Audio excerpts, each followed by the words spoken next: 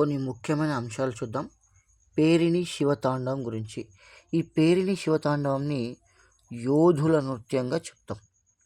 Next Telangana యొక్క అధికార నృత్యంగా ఈ పేరిణి శివతాండవంని చెప్పుకోవడం జరుగుతుంది. అయితే గణపతి దేవుని బావమరిది ఎవరైన పేరేంటి? జాయప సేనాని. ఈయన రాసిన బుక్స్ ఏంటి? నృత్యరత్నావళి, వాద్యరత్నావళి, ఇట్లా ఉన్నాయన్నట్టు. సో ఈ నృత్యం గురించి, ఏ నృత్యం గురించి? పేరిణి శివతాండవం గురించి నృత్యరత్నావళి అనే బుక్ లోపల పేర్కొనడం జరిగింది. ఎవరు? జాయప సేనాని. జాయప సేనాని ఎవరు? గణపతి దేవుని బావమరిది. ఓకేనా.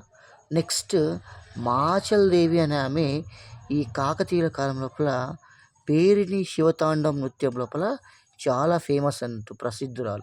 ఓకేనా. నెక్స్ట్ ఈ నృత్యంలో బాగా ఫేమస్ అయింది నటరాజ రామకృష్ణన్, తర్వాత పేరిణి శ్రీనివాస్, తర్వాత రమేష్, శ్రీధర్.